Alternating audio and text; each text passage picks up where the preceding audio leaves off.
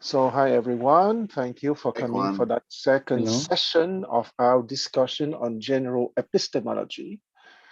So, before I begin, is someone willing to summarize what we discussed last time? It doesn't have to be very long. It can be, or maybe a better question would be, what was the essential notion or understanding for you?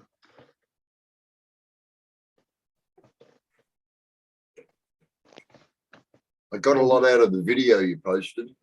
yeah. I, I The, can't I can't access those videos. I don't know where you guys get the link. On Telegram, I guess, but I can't find the discussion. Okay, that's Look for why them. Nathan, because it was on Telegram. If you don't have Telegram, you I can. do, I do. I have it. I just there's no join discussion group on it. I don't know why. I'll find out. Oh, okay, Uh, okay. but I'll just So no one is willing to give his understanding I, in a nutshell.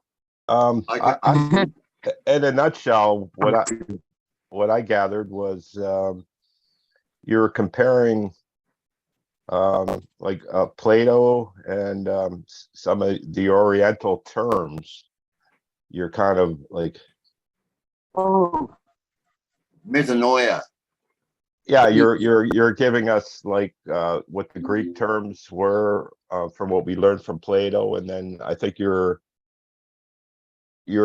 comparing it to, I guess, well, your terms. Yeah. I'll go. well, and Okay, Helen, you want to say? like you're I can't get into all the details, but you're comparing like your with your trigrams and Yeah. I remember words like doksha. Yeah, Doxa, and it's not from me; it's from the son, great himself. Yeah.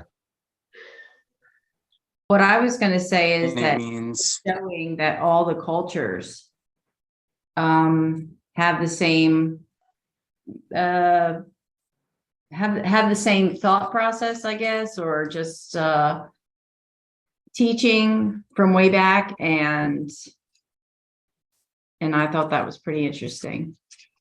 Okay, that's interesting. Meaning that there is a process of the evolution of the mind that the major civilization put a map on it. Of course, the map is not the reality, but the maps helps us to have a certain representation of that travel of the mind, of that journey of the mind that we call the epistemological journey. Okay, I think Paul, you wanted to say something. Eh? Am I mistaken? I mean, the notes that I took towards the end, particularly, and what you were just referencing there, through all the phenomenological experiences of the body, one still has awareness. That was Okay. one. We talked about that a fair bit at the end, and this is Plato's episteme. Yes. And there was, as Kelly just referenced, there was a certain definition of terms, and episteme was discussed there, after we had a discussion of, let's say, the Confucian equivalent thereof. Okay. Metanoia was the word that, we finished up with, which is turning of the mind. Epistemological knowledge, therefore, is the continual development of such awareness at all 6 levels. This is the spiritual approach to abide in awareness. And the examples of metanoia, meaning, Greek, conversion or turning 180 degrees, the turning of the mind, the inner conversion from lower to higher, from sense, intellect, psyche to beauty, truth, and justice. Sorry, goodness and truth, rather. From becoming to being. Absolutely. I'm grateful, Paul, because that's exactly what I meant the last time. Okay. Yeah, well, if you remember, I spent a lot of last time with my pen in my hand. Yeah, but Paul, it's not your pen; it's your mind that understood what I said. So that's why I said that I'm grateful. So and exactly. Okay. So last time the the essential that I wanted to convey is that we have an animal dimension that is called doxa by Plato, or opinion, okay? And we have a timeless dimension, okay? So you have a time dimension and a timeless dimension. And if you remember, the title of my presentation or our discussion is that, is philosophy the food for the living soul, or the algorithmic matrix for biomachines, right? That is our subject that we discussed last time, and that I want to go deeper into that subject today. So we have a biomachine dimension that is called doxa by Plato, once again meaning opinion, but I call simply as becoming, or the other expression, which is quite easy too, is the time dimension, okay? Chronos. We live, that biomachine is born, grow up, and will die one day. But that biomachine dimension is not only the domain or the kingdom in which we can move. There is another kingdom, which is called the timeless kingdom, or the timeless reality, or for Plato, episteme, that we can translate by knowledge with a capital K, to distinguish it from knowledge in the sense of information, or we can call it the timeless reality, composed by the three timeless forms of the first order, which are beauty, goodness, and truth. So today, it's still the same subject, okay? Is philosophy food for the living soul, or algorithmic matrix for biomachines? However, I would like to focus on a very important subject, right? We said that there's a time dimension and there's a timeless dimension. So in the time dimension, we have three lines, if you want, or three layers. Maybe it's better to say layers. Moving from one, which is sense perception, to two, which is the intellect of the animal, and to three, which is the psyche or the heart mind, it requires a certain effort, but if you contribute the needed effort, you will go from one to two to three with quite easily, right? But today I would like to focus on the transition from 3 to 4. And that is the difficult transition, because we move from the time dimension to the timeless dimension, okay? Because from 1 to 2 to 3 is not so difficult. Well, it requires a certain effort, but it's not the end of the world. And when you're already at 4, Can I interrupt for a sec? yes, please. Um, Okay. you're mentioning Doxia's opinion, Yes. and what is there a term for when we share our opinions with others? Well, it's a discussion, but for Plato, if you have to understand that doxa, opinion, means the time dimension, okay? Meaning the time that is related to the biomachines, okay? That is not related to true knowledge, because for him, true knowledge, or episteme, is related to the recollection of the three timeless form of beauty, goodness, and truth. So a cat has a biomachine, which is the body of the cat. The dog has a biomachine, which is the body of the dog. And we human, we have a biomachine, which is the human body, which is, I might be accused of being biased for the human machine, but the human biomachine is a little bit more sophisticated than the biomachine of a fish, especially a golden fish, or of a cat, right? So Yeah. when Plato used the word doxa, the layers 1, 2, and 3, it's for the biomachines dimension, or the time dimension, if you prefer. And Confucius would say the lower trigram, okay? So since I like to introduce some history and some philosophical concept from great philosophers, I will give you a lot of words, but I think that the most important thing to remember is 1, 2, and 3 is the time dimension. And why we say the time dimension? Because that biological machine, that bio machine, is born, will grow up, and will die, right? So that bio machine is under the rule of time. That's why I say that it's the time dimension or the bio machine. Even if we share our opinions with others, like in a Uh, group thing, that's still in the time dimension, or is it kind of uh, on the for fringe area? Yes, for Plato, if it's only small talk and discussion without understanding of the three timeless form of beauty, goodness, and truth, he would call it doxa or opinion. Okay, it's the word Right. he liked for the time dimension or the bio machine. Okay, I would like to give an example, would be a little bit laughable, but I think that you will understand what I mean. Okay, for us human, when we have gossip, for example, okay, we will talk about the neighbors, about our cousins and stuff like that. For Plato, it's not related to the discovery of beauty, goodness, and truth. Okay, or you have a group of dogs that would be barking together. I'm sure that for people understanding the language of the dogs, it can be very interesting at their opinion level, but it's not the investigation of beauty, goodness, and truth for Plato, meaning understanding the structure of the mind and the structure of the universe. That's why he chose the word, the doxa. But I think that it can be debatable. I understand your reaction. That's why I take some time to elucidate and to discuss about it.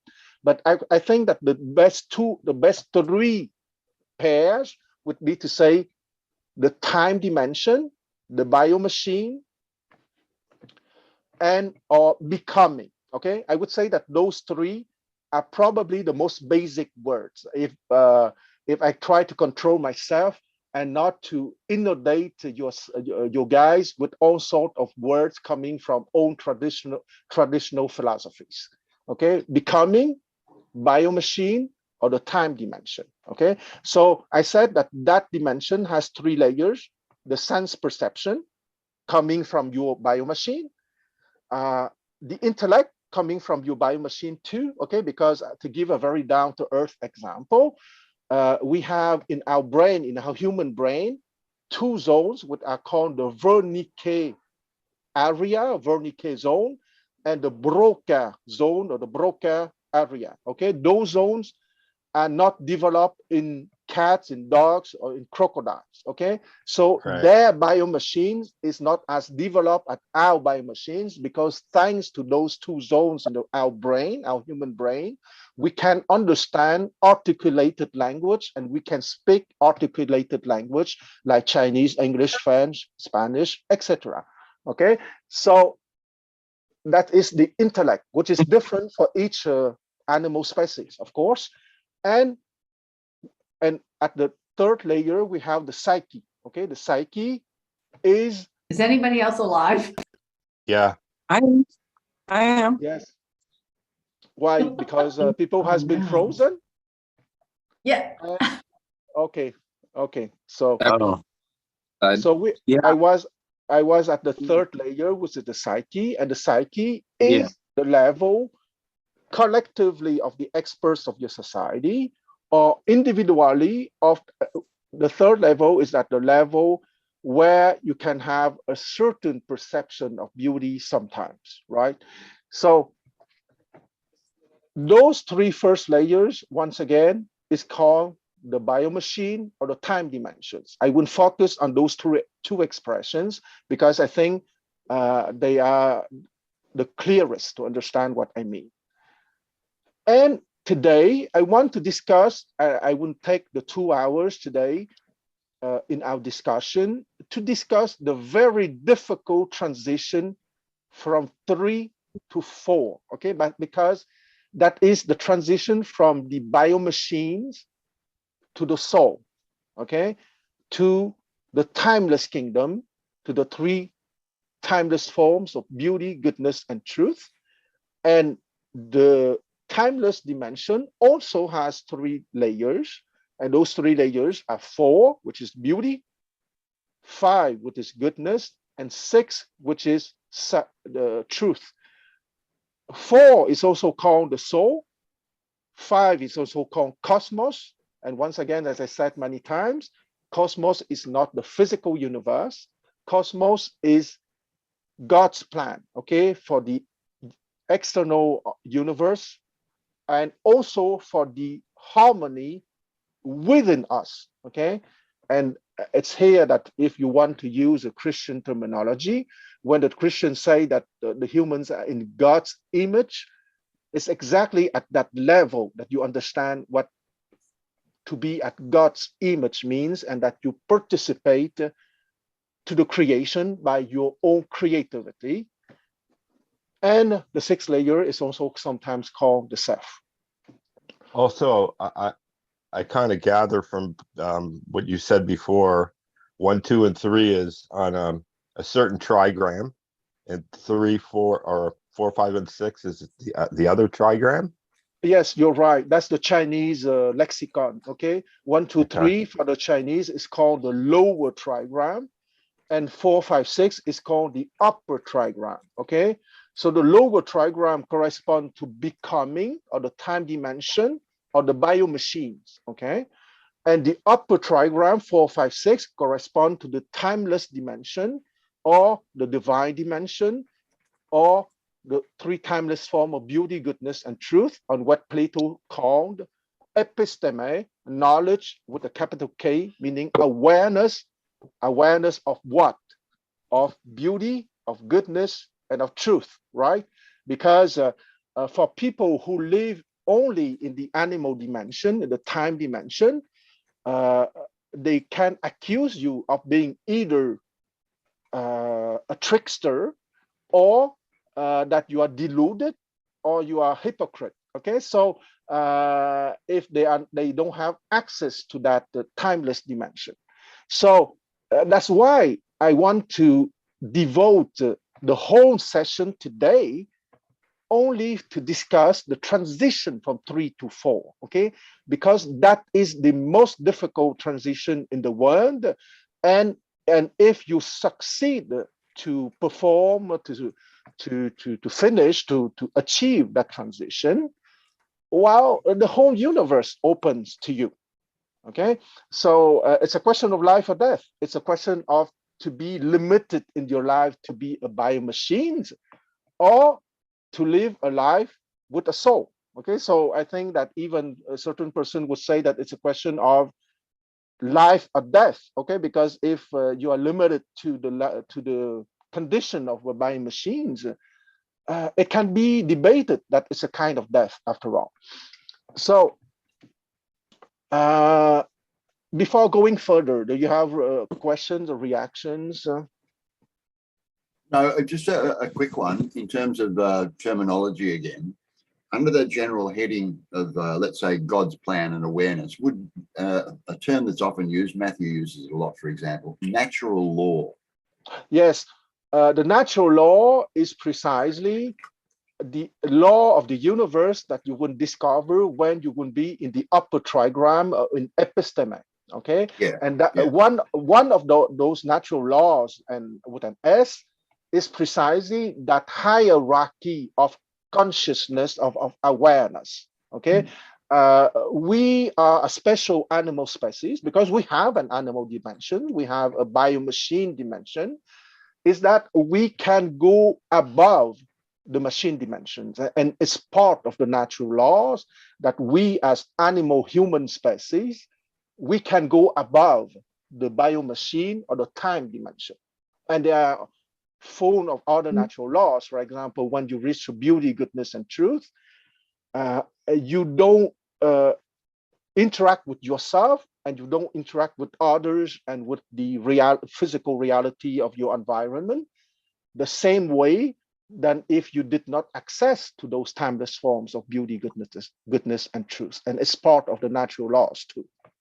One more thing before we proceed. Number 3, is that what we call the psyche? The psyche. Yeah. The psyche is number 3. Yes, Yes. exactly. Or Okay. the heart. Okay, why do we call the psyche or the heart?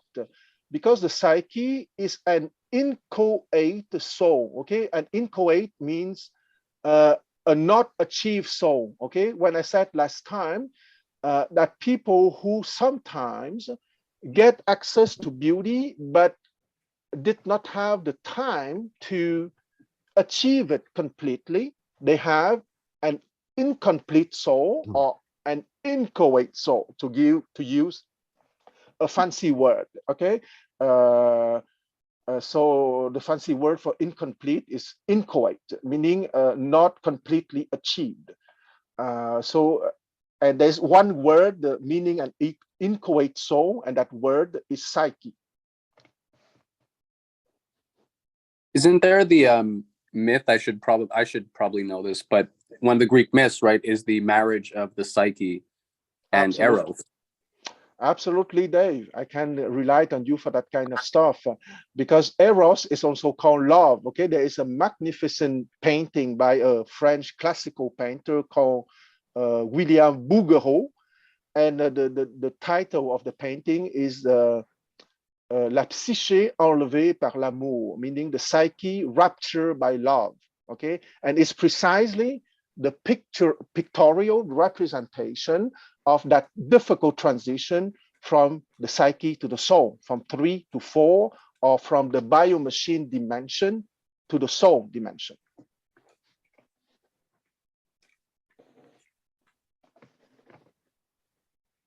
Other questions or reactions? I'm happy so far. Okay, cool. I'm writing frantically.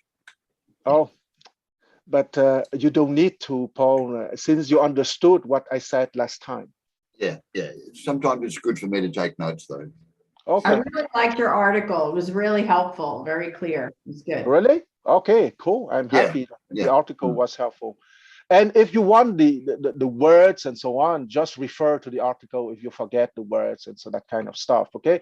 Because what is important is the understanding. I know that I like to offer people the words of the ancient philosophers, and sometimes it can be overwhelming. But I think that the two basic words that you need to remember is the time dimension or the biomachine, and the timeless reality or The soul. the soul or the divine kingdom. Okay, so I would like to, so we concluded last time by our discussion that for making biomachines, the process is to prevent people to get to the timeless dimension. Okay, precisely to go from 3 to 4, the kingdom of beauty, goodness, and truth, even making them wrongly believe that beauty, goodness, and truth don't exist. Okay, because if you talk with the average people on the street nowadays, and you talk about beauty, goodness, and truth, you might be accused of hypocrisy or of being completely deluded and living in la la land, for example. So it's the sure sign that those people did not have access yet, okay, because one day they would reach that, to the kingdom of beauty, goodness, and truth. So precisely, I want to go to the fact that the transition from the third layer of the mind, psyche, to the fourth layer, to the soul, is the most dangerous moment in someone's life and the most difficult transition if that someone did not receive a real classical education in his childhood. Okay, so the soul is the fourth layer, as I said, and the first layer at the level of the 3 timeless forms of the first order, precisely the form of beauty at the fourth layer of the mind, the domain of the 9 muses. Okay, if you had the time to read the little text that I wrote with the video that I sent you last time after we talked on July 5, there was a video about the explanation by Professor Nikos Xantoulis, just to have a quick survey.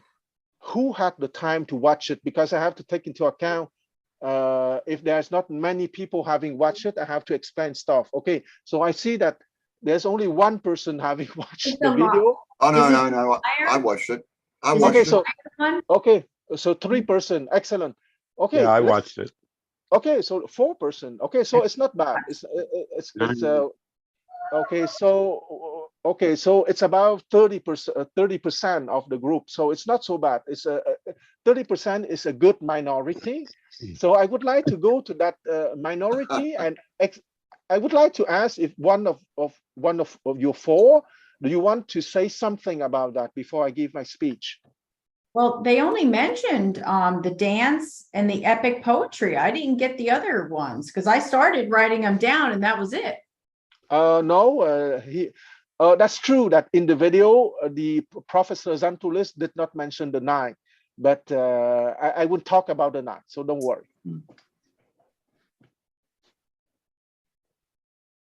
Okay. I If remember no, spending some time, when I saw the list of the 9 muses, I was going to write them out and try and memorize them, but then I didn't quite get around to that. yeah, but anyway, nowadays, if you are curious, you can go on internet, on Wikipedia, Yeah. with the 9 muses, you will find them completely.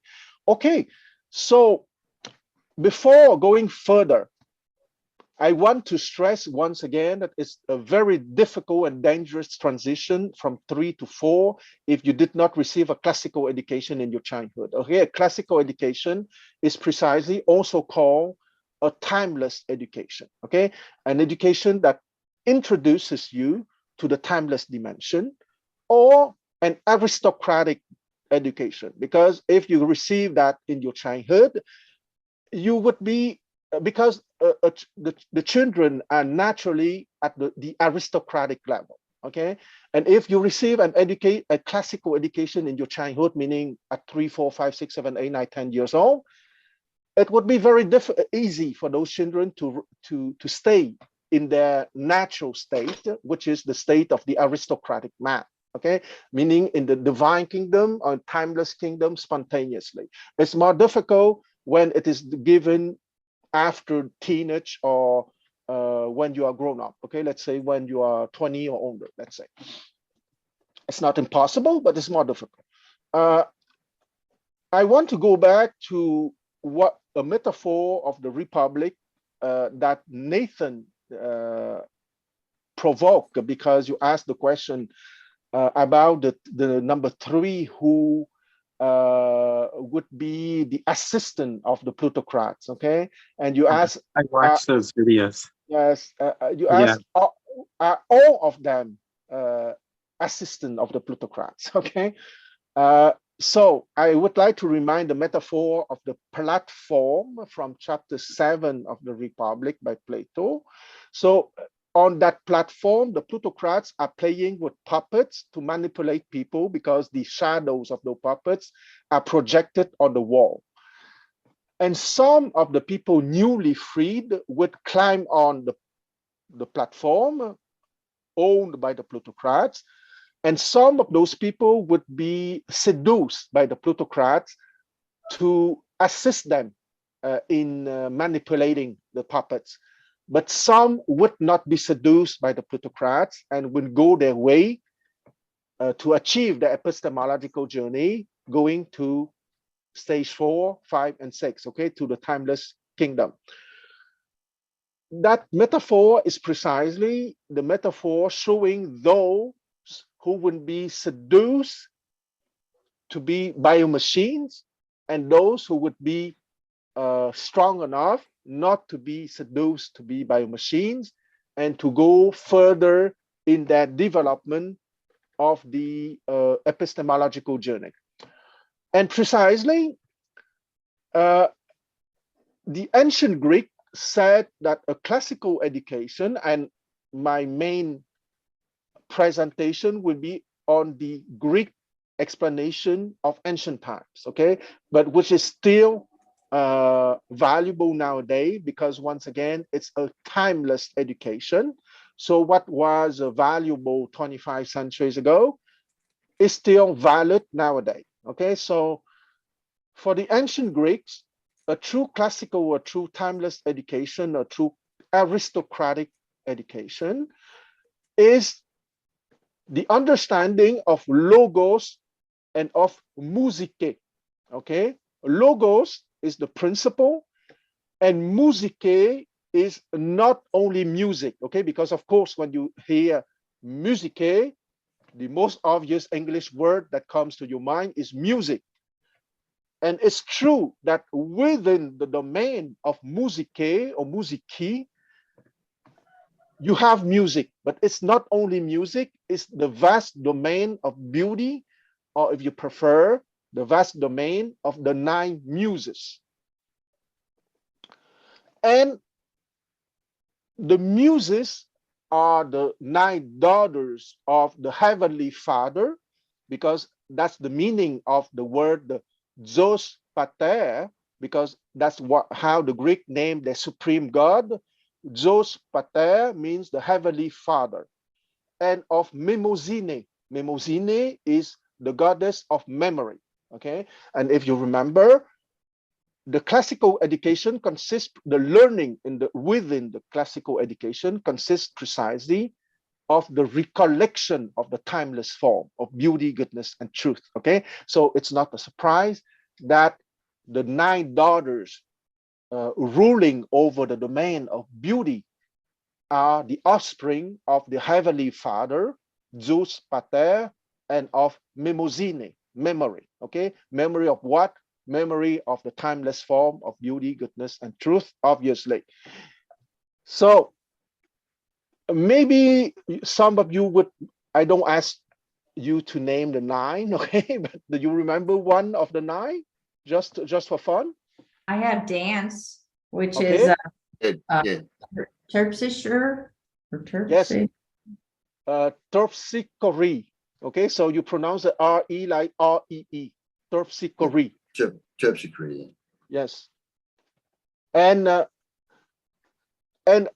would say that it's a really good, Helen, that you start with Terpsichore, because because it would be good for the other 8 muses. Okay, what fundamental quality do you find in dance? What characteristic do you find in dance?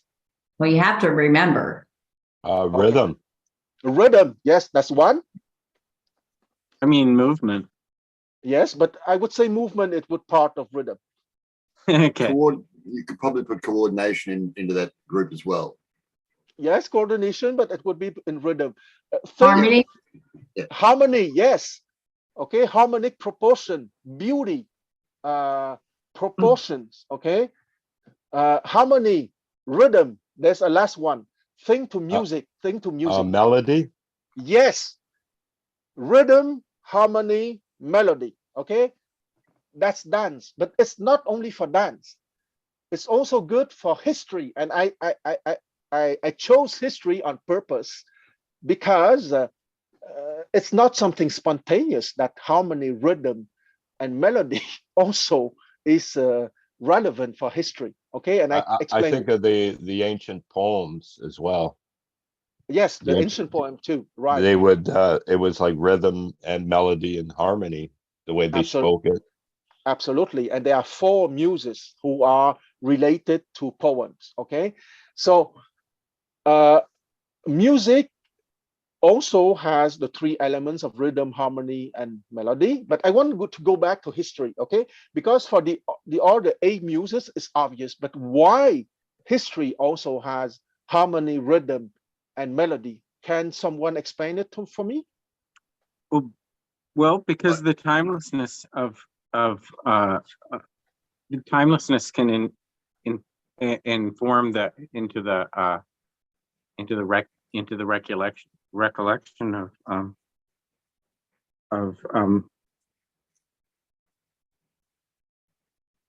I can't explain it. Somebody else. Are you referring to like history repeats itself, something like that? Well, yeah, there's got to be. Yes. Someone said something, but I did not hear him. About history repeating itself. Yes, and it's part of rhythm. Okay, because here, let's say that in what circumstances that history will repeat itself? When you don't remember. Exactly. When you don't remember the form of beauty, goodness, and truth, and you're not capable to take your decision when you live in beauty, goodness, and truth. Okay, so it's a question of rhythm. Okay, it's the rhythm of harmony too. Okay, because if you repeat a war, if you repeat a massacre, if you repeat a famine, okay, it's because people were not rooted in beauty, goodness, and truth. They were not rooted in the superior part of the mind, which would have given them the mind capacity to solve those problems. Okay, if we had a Second World War, okay, why the Second World War happened? It's because people did not grow in wisdom and in kindness between the end of the First World War, 1918, and the beginning of the next, 1939. Okay, so it was a dysrhythmic. Okay, yes, David just sent a message very interesting, that history doesn't repeat, but it rhymes. But does it rhymes with melody, with harmony, and with good rhythm, or does it rhyme in a stupid manner, like the repetition of the First World War with the Second World War, and we might have a Third World War soon. Okay, so that's yes, Paul. Sorry, you would put, or, you know, I'm thinking straight away of one example of this is like, you know, the description of the dialectic, Hegel's dialectic particularly. Yes, it can be understood that way. Yeah, and I think it was Kelly's last remark. Sorry, I forget who last spoke, never mind. You know, the idea that no, I've lost my train of thought, sorry. Okay, move on. Yeah, but the idea of the idea of the dialectic, you know, comes up, particularly in terms of like a directed approach to history. It's always, it's you know, the dialectic is always easy to see in retrospect. We could say right now, for example, that there is a dialectic at work globally, you know, the World Economic Forum, et cetera, et cetera. There is a push in a certain direction, and, you know, what the synthesis of that will be and the outcome, et cetera, is yet to be seen. Paul, have you? There's a harmony and a resonance in all of that as well. That's a description of it, if you like. Yeah. Okay. I'm sorry, question? Oh yeah, Yes. Paul. I mean, you've seen how ridiculous this thing has just escalated. Just say in the last, you know, like since the middle of 2020, it's been absolutely absurd, hasn't it? I mean, it's been so fake and so ridiculous. Yes, and you know, I'm sure. Dialectic?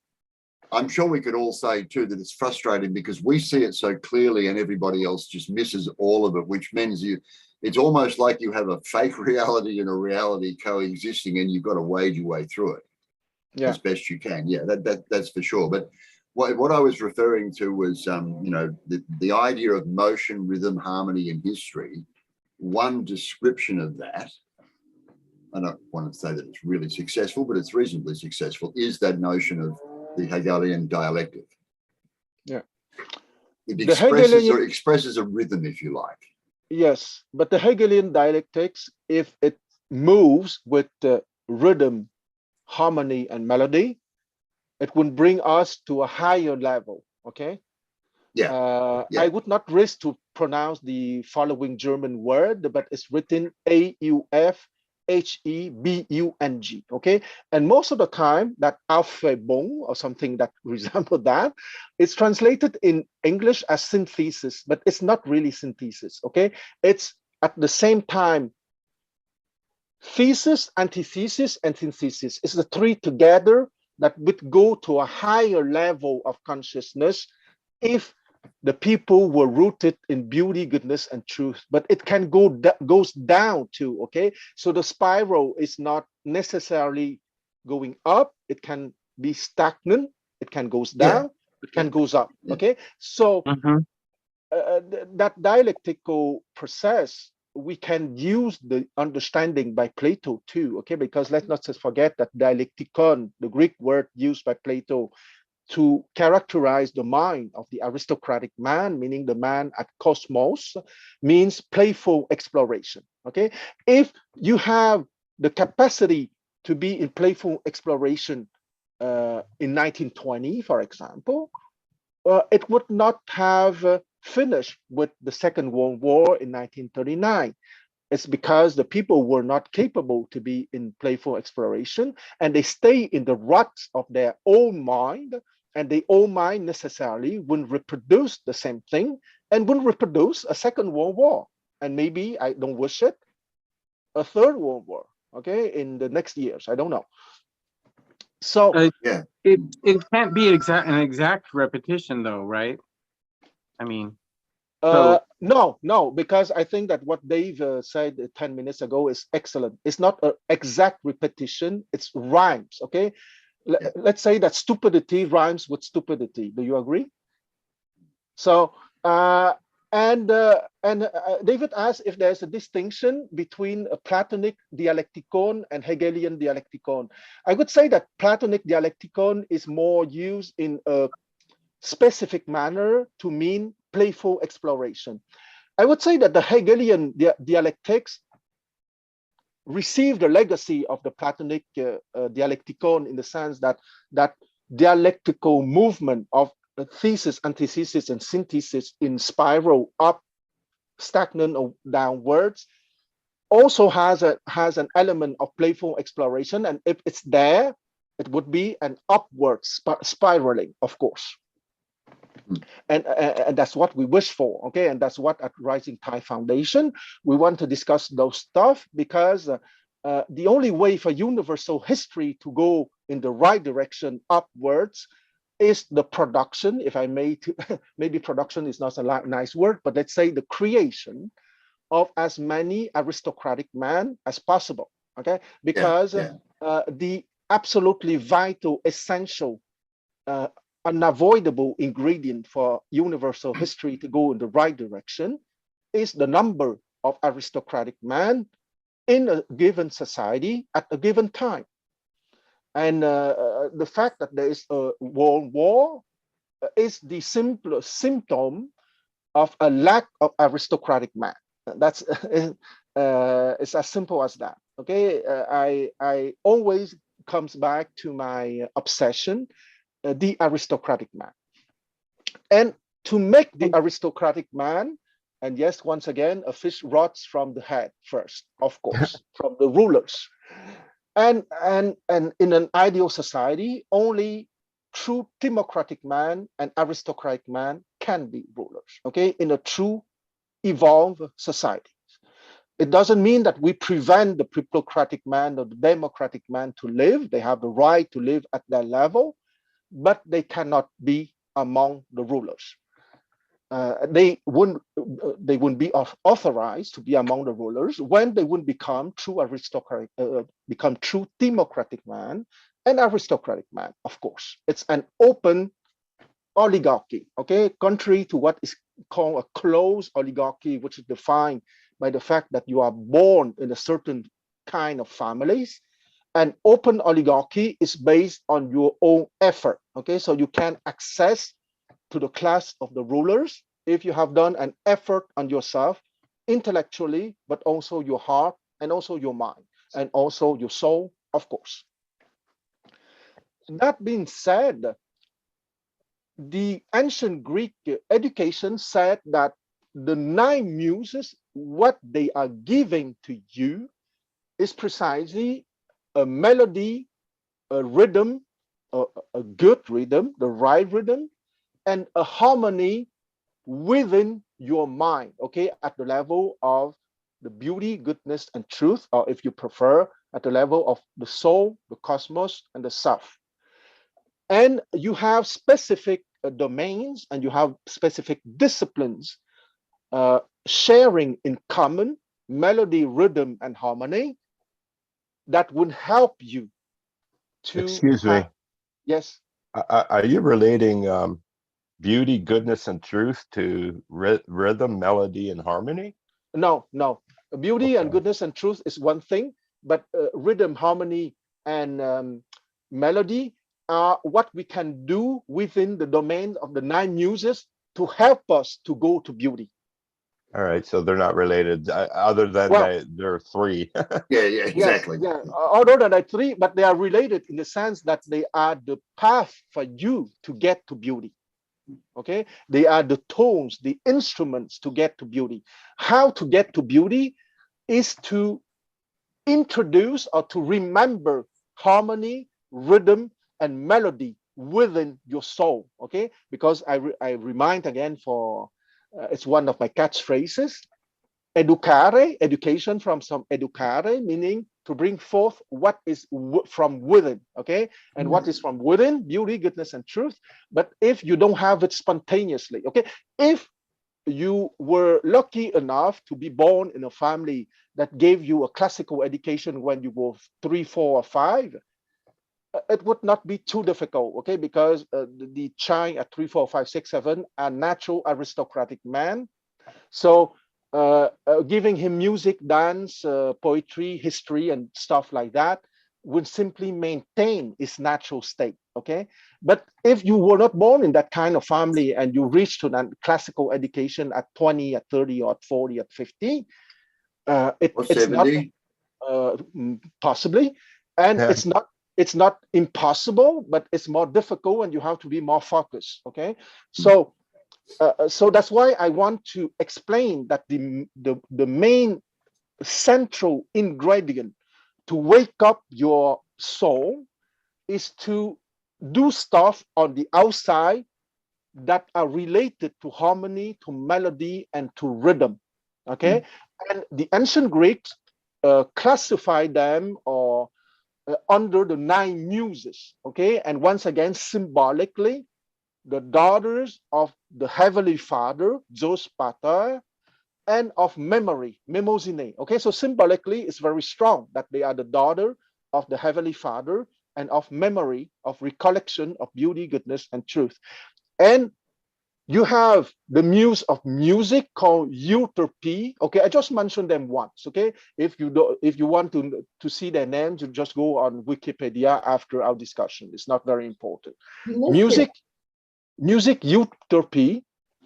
You have Calliope, which is the muse of epic poetry and of eloquence. Clio, which is the muse of history. Erato, which is the muse of lyric poetry and of love poetry.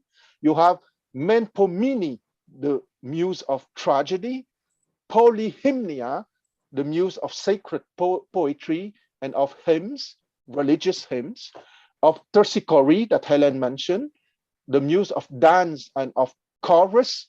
Thalia, the muse of comedy and of pastoral poetry. And finally, Urania, the muse of astronomy.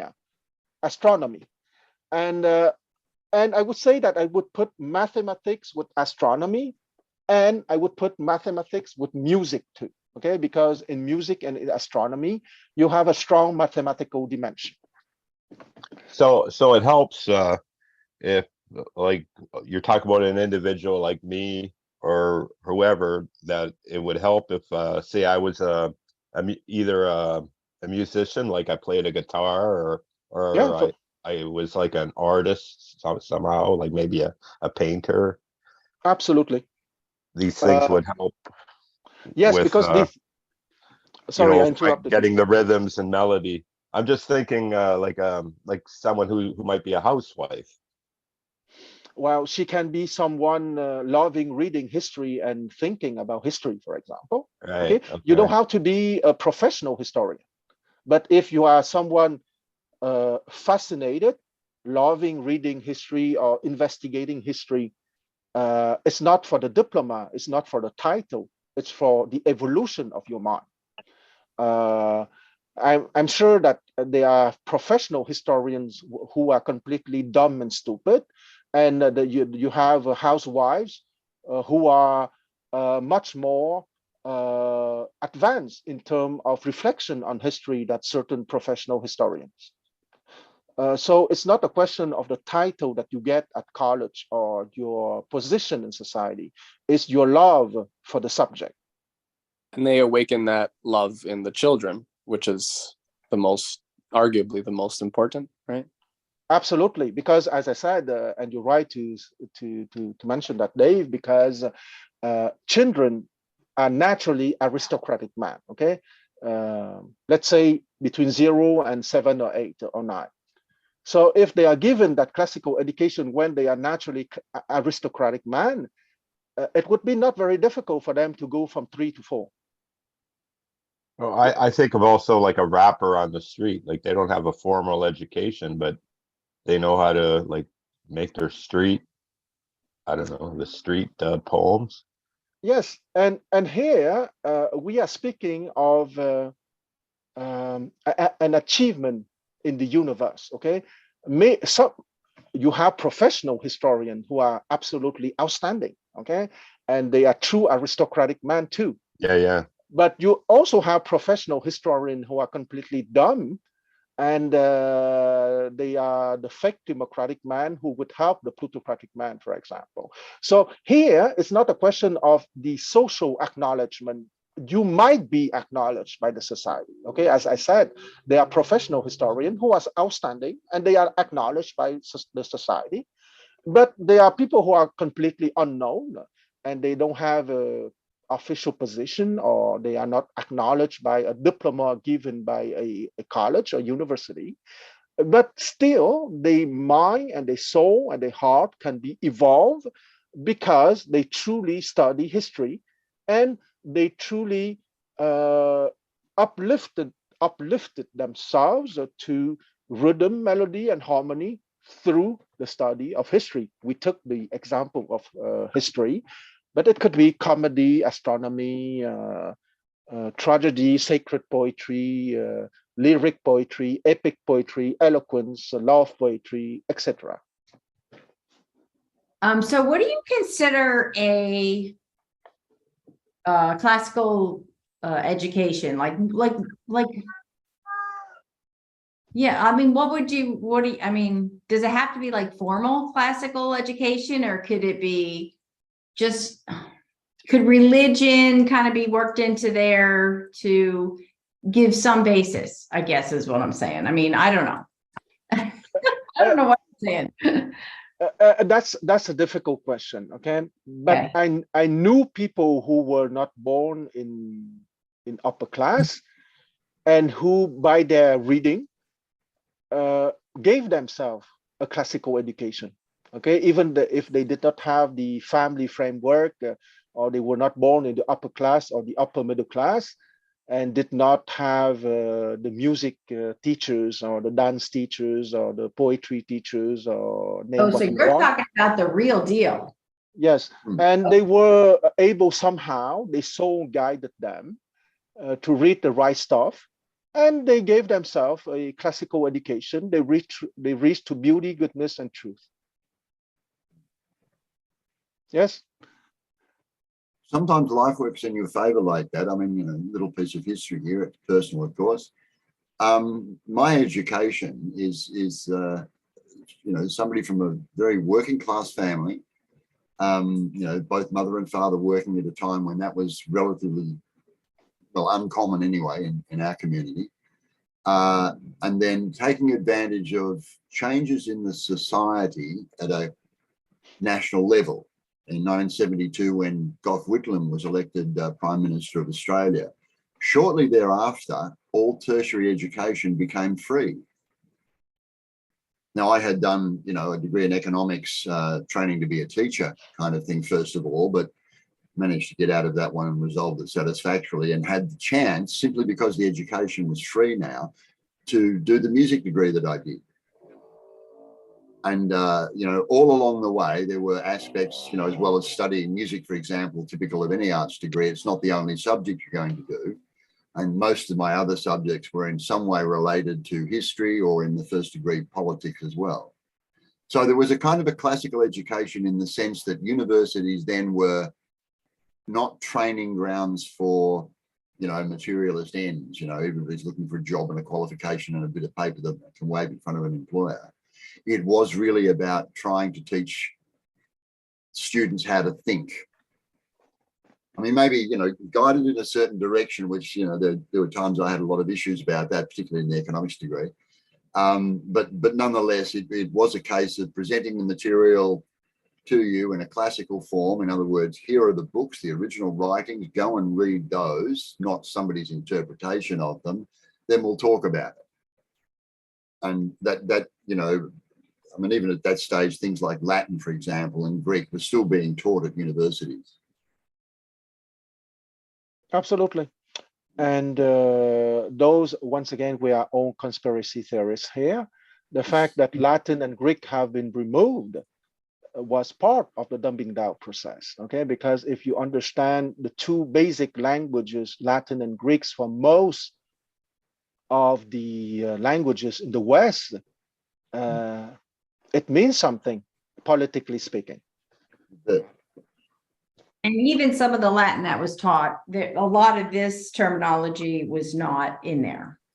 So they really keep you like, talking about frogs and other things and, my day at the seaside.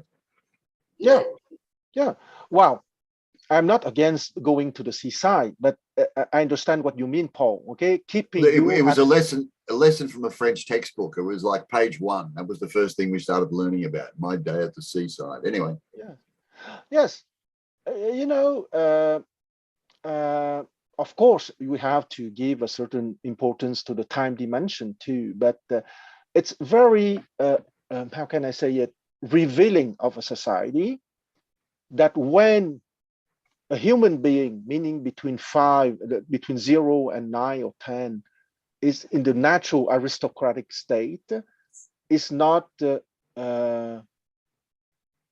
encouraged to stay in that aristocratic state by receiving a classical education, okay? Because that was something that was perfectly understood in the past, okay? If that classical timeless dimension is given to someone who is already in that natural state, meaning when that person was between 0 and 10, let's say, it would be much easier than to get it at 40, 50, 60, etc. Okay, so it speaks that there is an intention behind that. Okay, it's clear for me.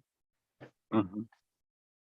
I remember when I was a teenager, I had it inside me. It's like what I was taught in school, it just wasn't enough. And when I started to work, every week I would go out and I'd go to yard sales and I just buy like books.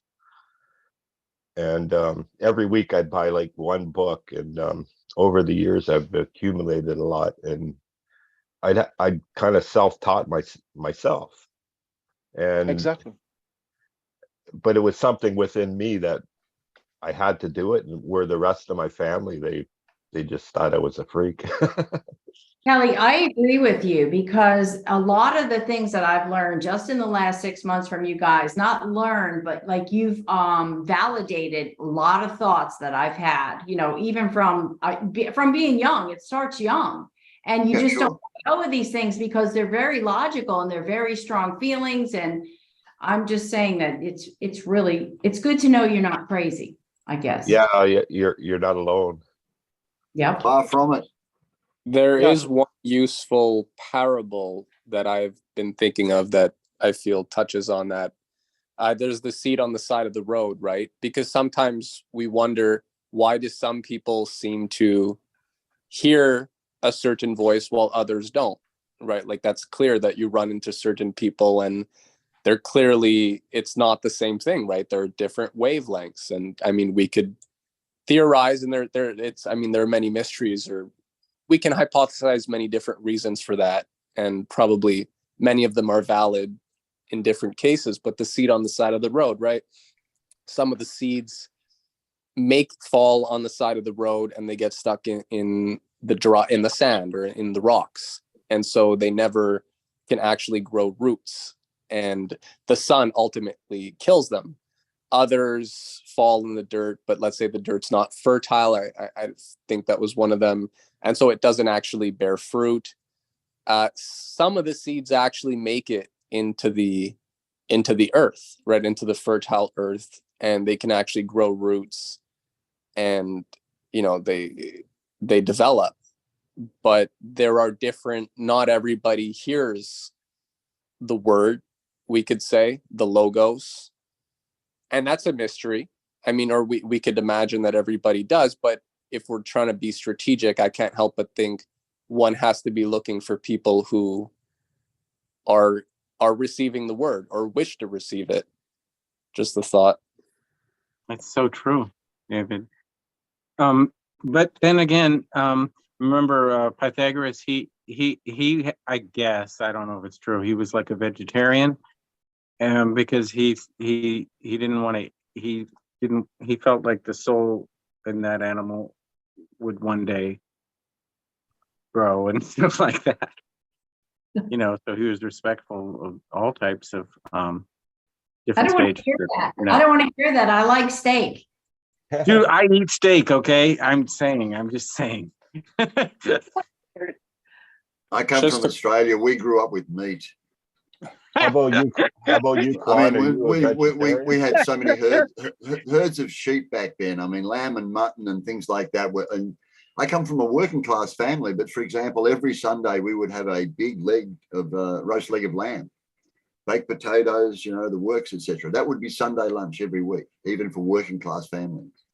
Lamb It's and funny rice. that you mentioned that, because as a young child, we would go clamming and we get buckets of clams, and suddenly I would just be like, oh, we have to save.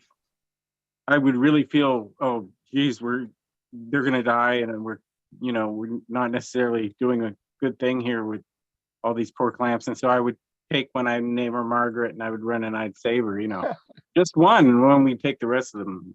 It's really strange. Anyway, Yeah. I'm sorry to get us off track.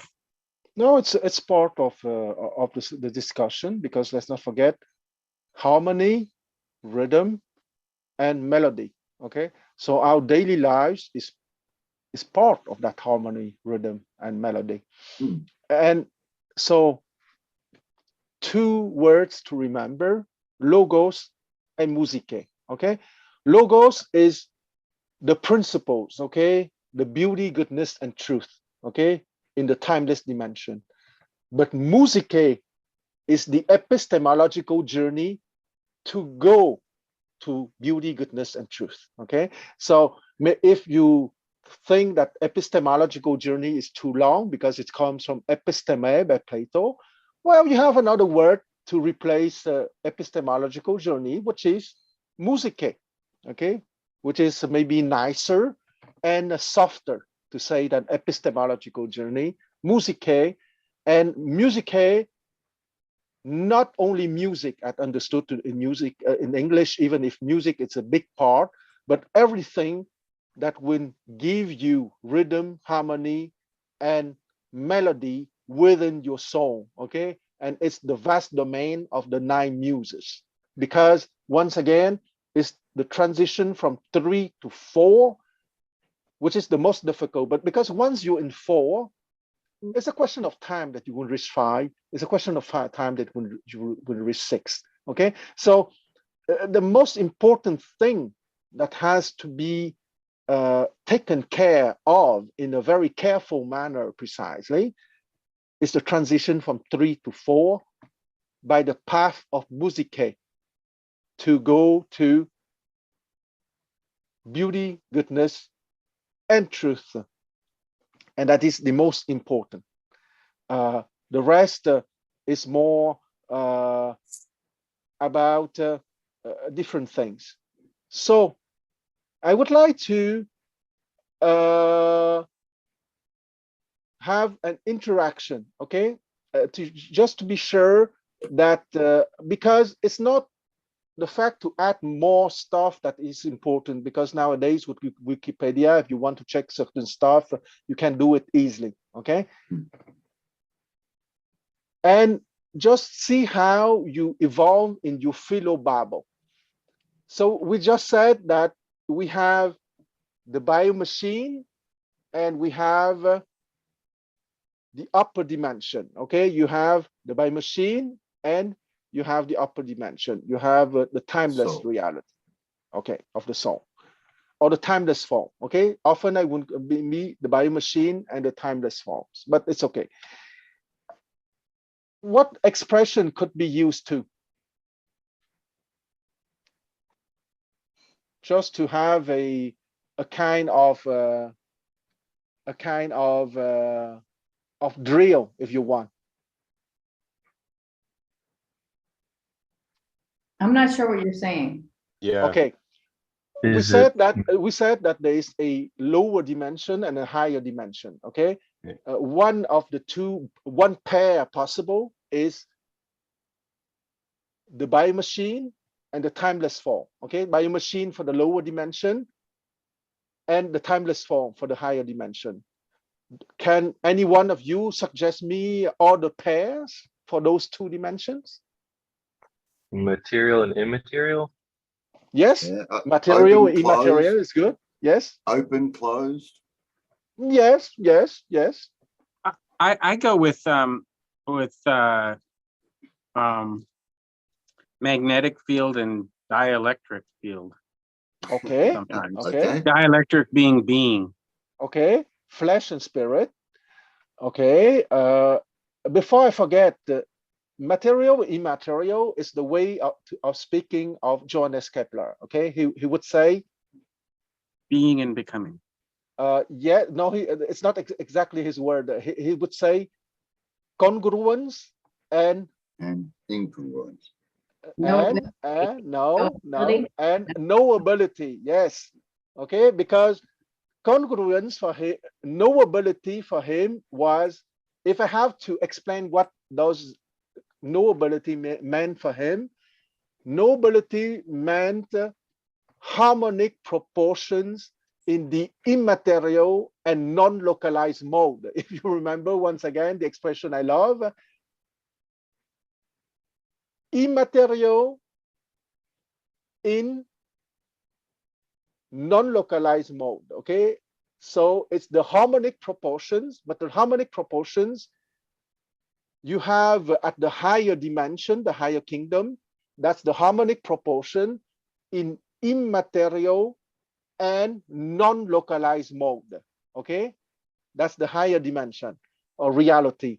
And for Kepler, the lower dimension is called congruence, but congruence is precisely the material and localized mode, okay, of the harmonic proportions, because Kepler was going to discover the harmonic proportions of the physical universe, okay? But that physical universe, you have the harmonic proportions which are measured in material and localized mode, but corresponding to the harmonic proportions in the immaterial and non-localized mode. For me, when we're doing the geometry, I made so many diagrams. I made a lot of not really mistakes, but I made a lot of diagrams, and they all went so far. I guess the word I'm looking for is I did so many. I gained experience. I kind of would like to call that knowability. Absolutely, exactly. Yeah. Meaning the discovery in your mind of the harmonic proportions in the immaterial and non-localized mode, okay? But that Which took is time and experience to achieve that effect. exact. But when you were doing it on a paper, there was a dialogue between your mind and the images that you're drawn on the paper, okay? And what was on the paper is precisely the exploration of the harmonic proportions in material and localized mode on your paper. And then we analyzed it.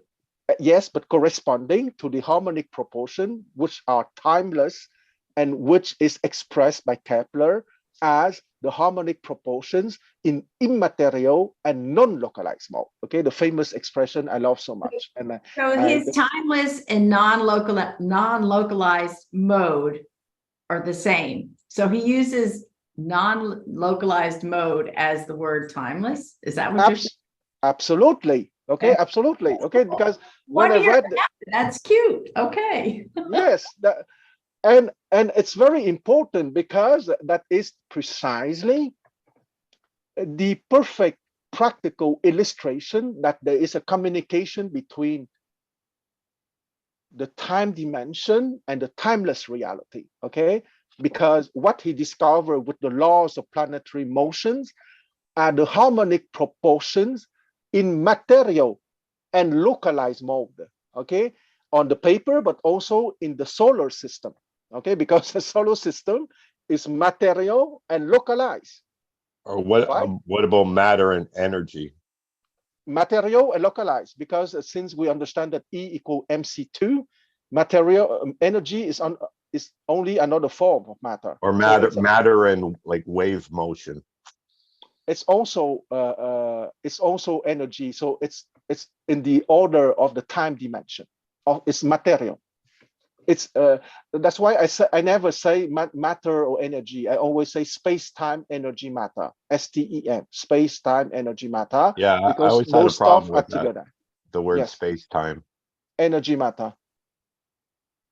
Oh, Okay, so I'm happy that by your reaction that you understand. Okay, the non-localized mode and the localized mode. Okay, but what is important, what's reunited both the time dimension and the timeless reality is the harmonic proportions. Okay, when we said that the aristocratic man is the man participating to God's plan, is the man going to the discovery of the harmonic proportions in the timeless dimension, meaning in the non-localized and immaterial dimension, the reality, but he can see those harmonic proportions because he discovered them in his mind, in the manifestation of the time dimension, in the material and localized mode, either on his paper or in the planetary motions in space. Okay. Okay, so I hope that I excited some love for the expression of non-localized mode. Okay, can someone else propose another pair corresponding to time dimension and timeless form? Okay, let's say that the basic expression would be time dimension and timeless reality. Okay, so we found another pair, material, immaterial. I got one. Yes, Principle and attribute. excellent. Principle is the timeless reality, and attributes is the time dimension. Perfect. Okay, because attribute can be measured and principle cannot be measured. Okay, I got another one. Yes, yes, Qualitative and quantitative. exactly. Quality, timeless dimension, quantity, time dimension. Quan, you often just, based on what you're saying, there's the interplay between Kairos, Chronos. There's a third one for some reason I'm not, I think, remembering. Yes, But it's Tempus. Tempus is the timeless dimension. Chronos is the time dimension, and Kairos is the transition between the two. right. So based on that, if we're based on you're asking for an example, so I was thinking, how would that work in terms of how we think of history, where Chronos is the chronicling of events. There are many events, and then Tempos would be, eternity kind of, and eternity. Sometimes events like things in the real world are not always in line with natural law, right? So Kairos would be when the universe sort of comes down and reality asserts itself, and there's a lag, right? The Kairos isn't, it comes in different or waves or has a periodicity or a quantization of, eternal principles sort of materializing, but they don't, there's an interplay there between the. I like to Yeah. think we're in the middle of that lag now. Yes, absolutely. And what you say has many ramifications, okay? But the central ramification for me of Kairos is precisely the epistemological journey, okay? If I have to use two English words for Kairos, is precisely epistemological journey, or let's go to the discussion of today. Oh, life It's or death. No, Life and death. it's musique. It's musique. Yeah. Okay. Rhythm, melody, and harmony. Okay, and it applies precisely to history. Okay, because half an hour ago I explained why rhythm, harmony, and melody applies to history, like for music, dance, and poetry, which is obvious for us for music, dance, and poetry, but it also applies to history, and it pertains to what Dave just said 2 minutes ago. Tempus is the timeless reality of beauty, goodness, and truth. And chronos, as he said, is the historical manifestation of what is happening. Okay, First World War, Second World War, etc. And the beautiful things too, of course. And the kairos is precisely that musike, that path to logos. Okay, and once again, I come back to my obsession. Okay, history can only be in the good direction with melody, harmony, and rhythm if there are a lot of aristocratic man. Okay, the aristocratic man is the man capable to participate to God's plan, capable to be creative, capable to embody goodness, beauty, and truth. And because of those aristocratic man, there will be more harmony and right rhythm and right melody with the logos of or tempos of beauty, goodness, and truth, and to bring those quality down on earth. Okay, because on the practical level, truth correspond to wisdom. Okay, in active human forms, truth correspond to wisdom. But do you think, Just let me finish that. Okay, please, I'm sorry. truth correspond to wisdom in active human form. Goodness correspond to valor and exploration and humanity. Okay, because goodness in the human nature is not only humanity in the sense of being good to others and to ourselves, of course, but the goodness of the human nature of the aristocratic man is also to explore the reality of the universe. Okay, to be creative. Okay, that's part of goodness. And beauty is valor and justice, okay, in terms of human active virtues.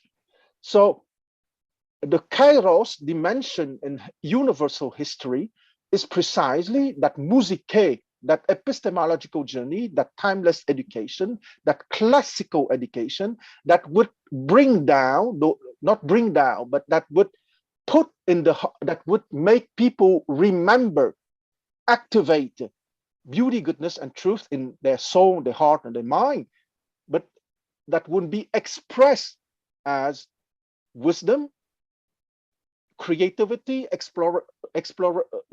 exploration, inventivity, discovery, and humanity and justice. Okay, and that is precisely the melody in history, because as in a melody can be dissonant or consonant, history can be dissonant or consonant. And when you have a lot of aristocratic man, history in the chronos dimension, meaning the historical dimension, would be consonant, harmonious with the timeless laws of beauty, goodness, and truth. Okay, that is where that we can talk of melody, of consonant melody in universal history. And when those aristocratic men are lacking, well, you have a dissonant phase of universal history, meaning in an expression in the time dimension, which is not in harmony, in rhythm with beauty, goodness, and truth in the timeless reality of tempus. Okay, so I repeat the three words that David used: tempus, the timeless dimension; chronos, the time dimension; and kairos, which is the epistemological journey, or musike, if we use the word of the ancient Greek.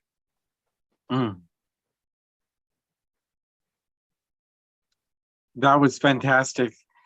Finally, I'm going to have to rewatch it to get it even more understanding. Yeah, yeah. Okay, Can I one ask more one time. quick question? One just quick question.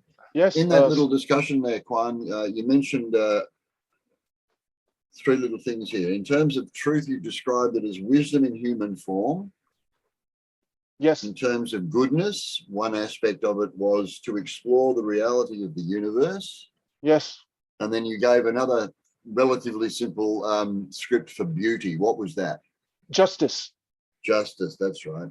Yes, because beauty is not only Justice and valor, I think, were the terms you used. yes, Justice because and valor. yes, valor is the second element of goodness. I'm Yeah. sorry, Paul. So you have Oh, beauty, which is the nine muses, but in the nine muses you have justice. Okay, because let's not forget that one of the nine muses is the muse of history. Okay, and universal history is to go to a society ruled with justice. Okay, so In baby steps, sadly.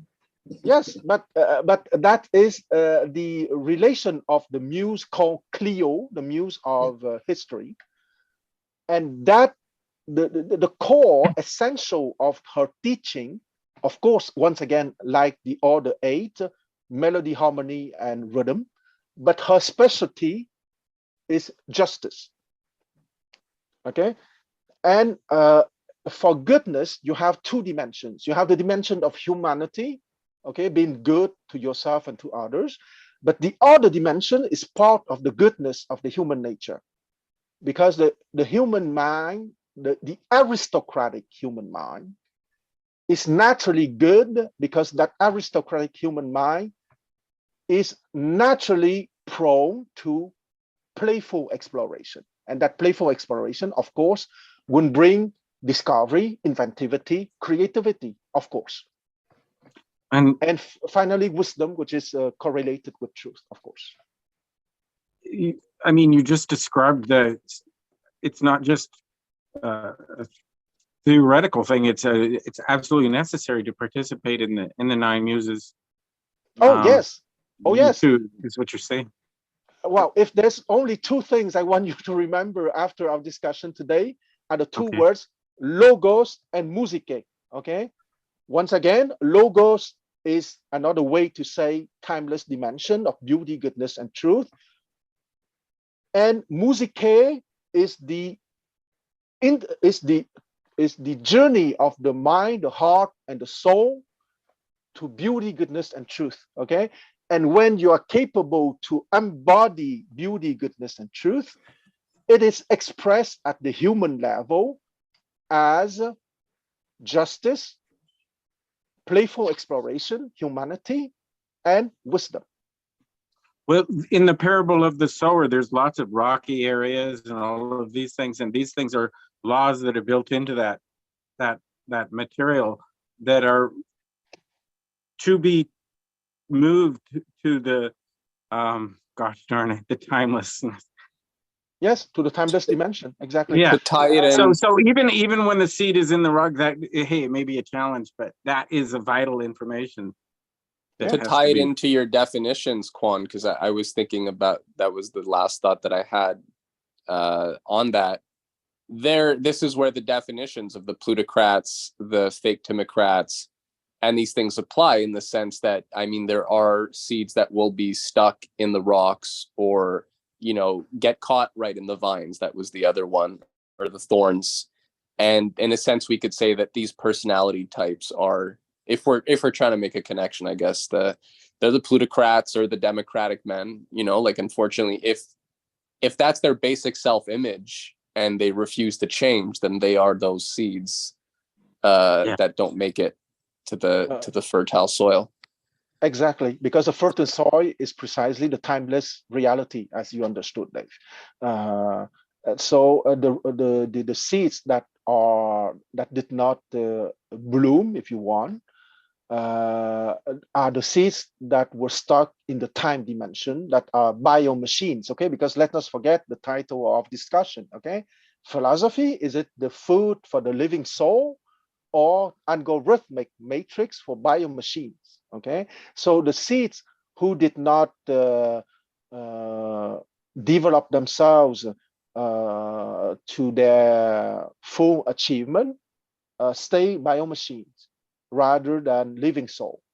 And philosophy is precisely the learning to go to the dimension of the timeless reality to activate the reality of the soul, or to be precise, to activate the timeless dimension of beauty, goodness, and truth as expressed in the human level as wisdom, playful exploration, humanity, and justice. Okay, I know I repeat it for the third time, but that is the core of my discussion today.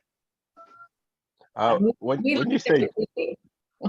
excuse me, Yeah. when you talk about justice, like I think of, you know, legal stuff, the law and the courts. Um, could you explain what justice means to you? Okay, before I give my answer, I want your answer, Kelly. My meaning, what justice means to me? Yes. Um, uh, well, the first word comes to my mind is fairness. Fairness. Okay, that's a very good definition. Do you want to Fairness would elaborate? mean something that's, I don't know, balanced. Okay, Um, what do you mean? um, well, in a situation, well, I think of a confrontation between two people. Let's say I make a deal, I do some work for you, and we negotiate a price. We kind of do this little dance, like a haggle, and we come up with a price. And you might not like it, I might not like it, but somehow if we both don't like it on the same level, that would be fair, right? Yes, but I have a question for you. Did you guys reach to an agreement? Yeah. Yeah, we could Okay, either be both happy or both unhappy. We can't really measure our happiness, but through our dialogue, I guess we do come to a conclusion, okay, and both of us would say that's fair because we decided something together. okay. Because the key word here is intention. Okay, if both of you reach to an agreement, meaning that both of you gave his word to the other. Did I understand you? Yeah.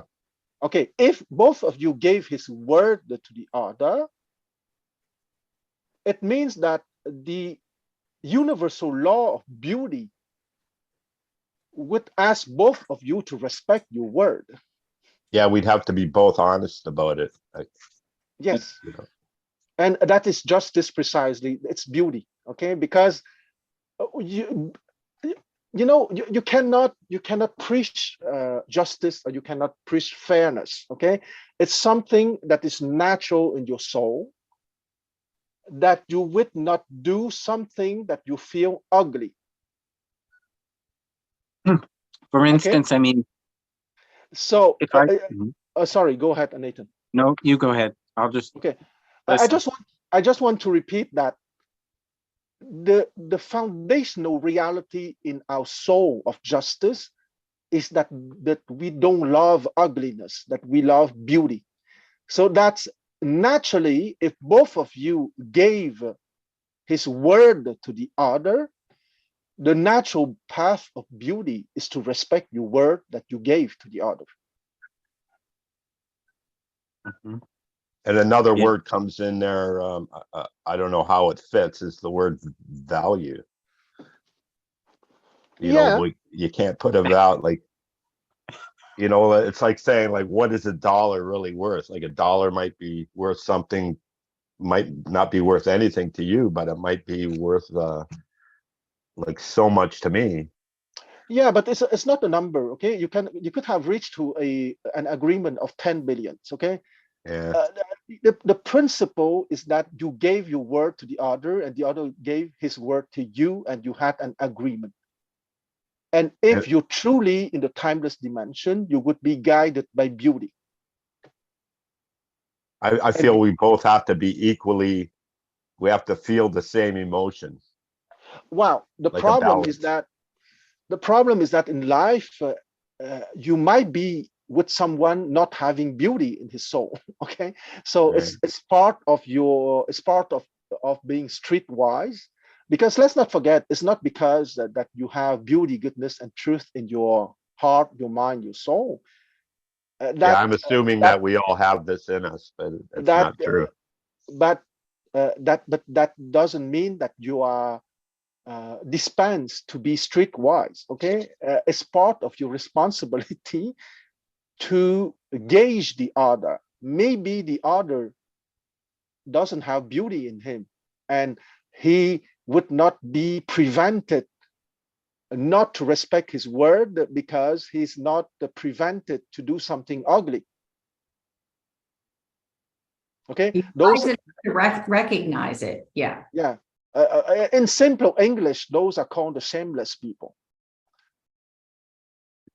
Okay, a shameless person is someone capable to do something ugly because he doesn't have the timeless form of beauty activated within his soul. So back to my question, what is justice? Justice is to first, justice is to activate the timeless form of beauty in you. In your life, did you experience a situation in which you did not do something because you felt it was so ugly that it's absolutely impossible for you to do that something so ugly? If I did, I wouldn't do it again. Okay. So you did. So you said to me that you did something ugly. Did you realize at once that it was ugly, or some days later, or some months later?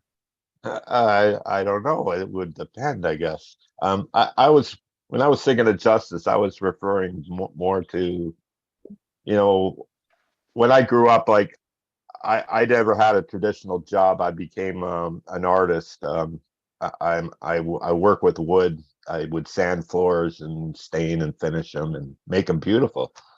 And so every job I did, I'd have to like deal with every customer I'd have to make a deal. And before I learned that as every time I did a dance with a new customer, I would have to get to know them and find out like personal, like little things about them before I would even. It's so hard to explain. What And do you mean? that's how I like. That's how I learned about, I guess, justice and fairness, because I was very naive when I started life, I guess. Okay. Okay. I asked a very down to earth question. Okay. Did you ask some of those customers to pay half of the price before you start the work, for example? Yeah, especially if I didn't trust them. Okay. So But did you start to do that at the beginning, or you had some bad no, experience no, before? I'd have to have a few bad experiences. Yeah. Okay. So it means that there is, and that is something that we will send to the group later on, a reflection on the timeless beauty, goodness, and truth. But also, as I said, it did not free you from being streetwise, okay? Because even if you have beauty, goodness, and truth in you, you still have to be streetwise, because not everyone on this earth is animated by beauty, goodness, and truth. Yeah, I found out the hard way. That's Yeah. good advice. That's good advice, Kwan. That's great. Yeah, Yeah. Kwan, you mentioned back to the justice part, right? You said intention. So is it like should we look at it from a perspective where you are looking to take rightful action, but you're using your principles, the principles that you have at whatever stage of whether you're aristocratic or plutocratic or wherever you are, using those principles that you have to take rightful action. But the way to really exercise to reach this beauty is to take the rightful action with a love for virtue, rather than maybe taking the rightful action because of fear of repercussions or fear of punishment, but actually the intention of having the love of virtue to take the rightful action as for justice. Absolutely. I think that you just explained in your own words the epistemological development. Okay, the democratic man would do what he would do because of fear of punishment. The plutocratic man would be motivated by wealth, power, and profits. Okay.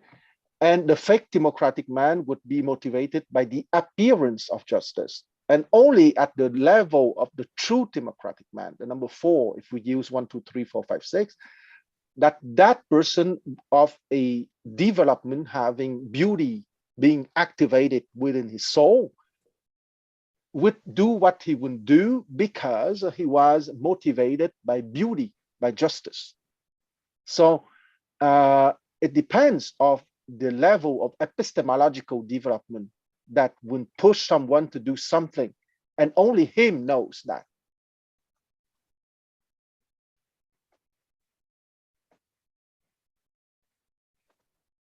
Because you have rich people who are aristocratic man. Okay, when I say plutocratic man, I'm not necessarily saying plutocrats. Okay, they are rich people. They are people who are plutocrats, meaning billionaire or at least multi-millionaires who are in their soul aristocratic man. Okay, they are motivated by discovery, playful exploration, creativity, and discovery.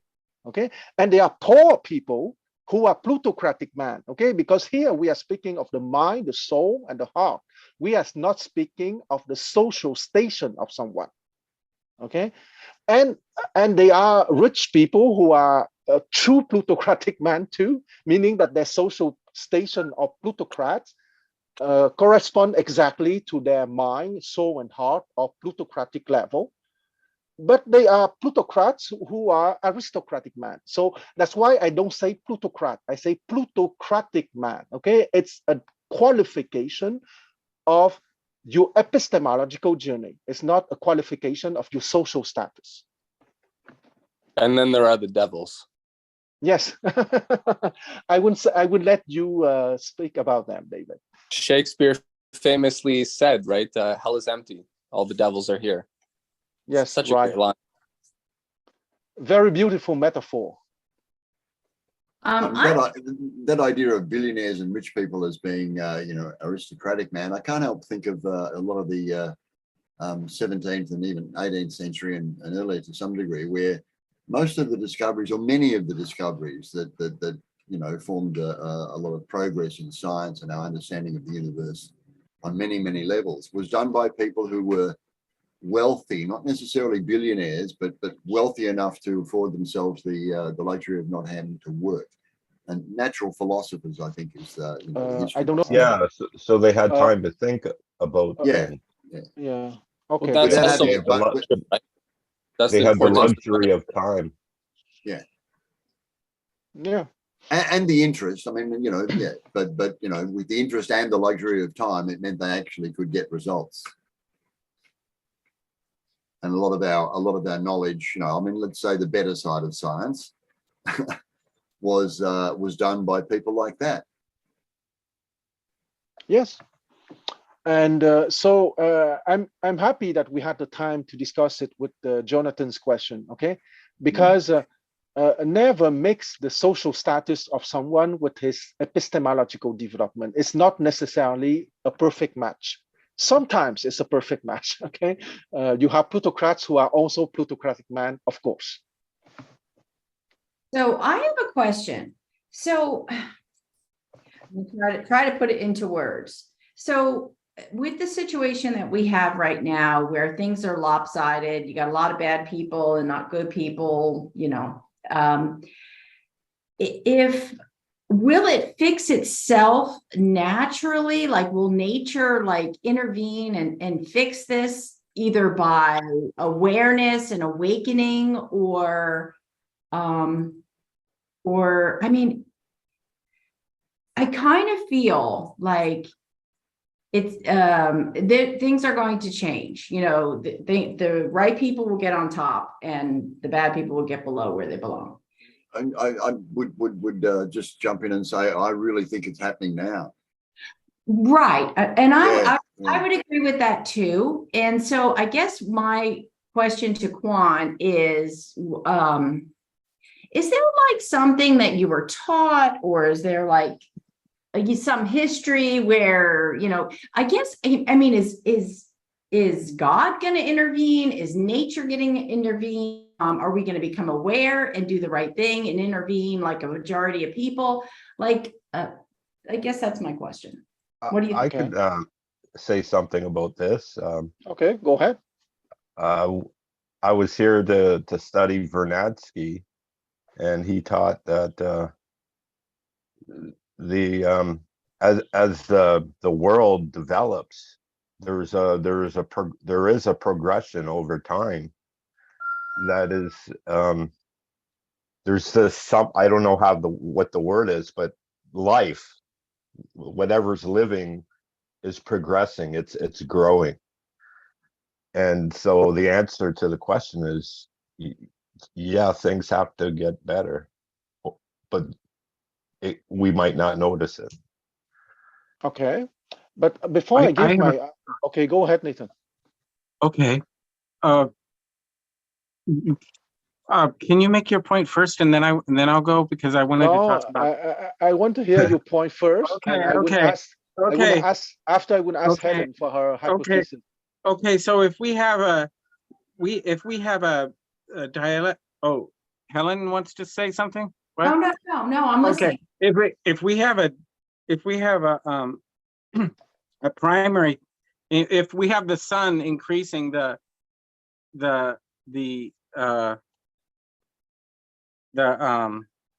dielectric field, okay, the primary, if we have that increasing, then the conjugate field, the magnetic field, is going to get tighter. So here we have two things going like this, and so it means that the shadow will get longer in the world of matter, but the reality of the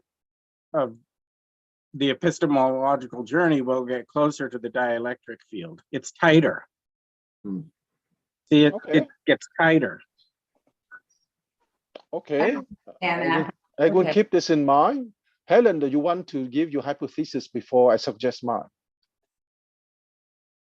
I kind of think that I guess I really think that, like Paul says, we see some signs, and is it because things can get so bad that we have to turn around and we're like forced to, or is it like, is God going to intervene? I mean, one of those is going to happen, because I think it's got to turn around.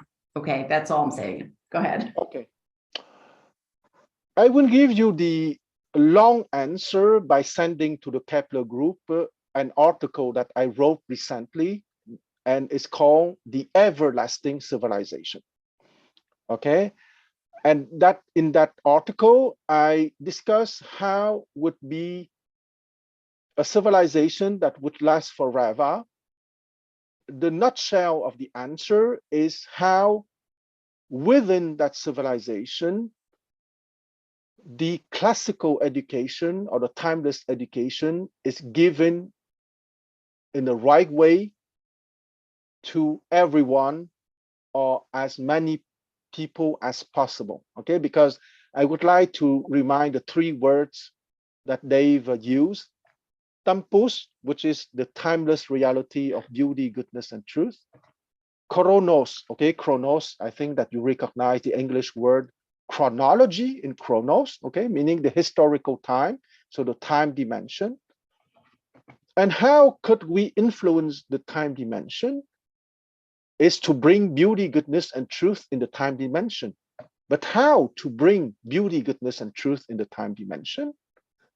Well, it's by having people guided by beauty, meaning justice in human form, goodness, meaning creativity and humanity in human form, and truth, meaning wisdom in human form. Okay, and the way to bring that in human form is called a classical education.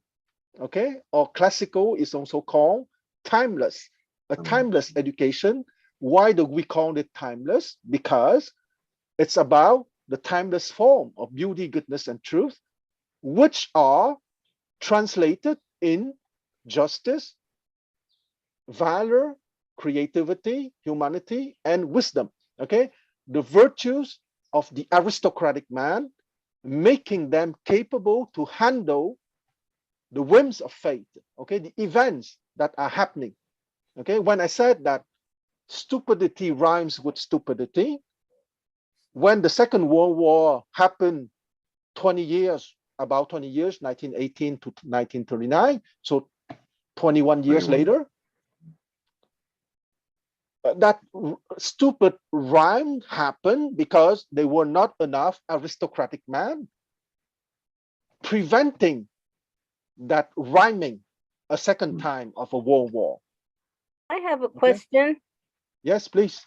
Okay, if someone say that you call an inferior man, or say someone like George W. Bush wants to heal himself and become a superior man, how would he go about doing that?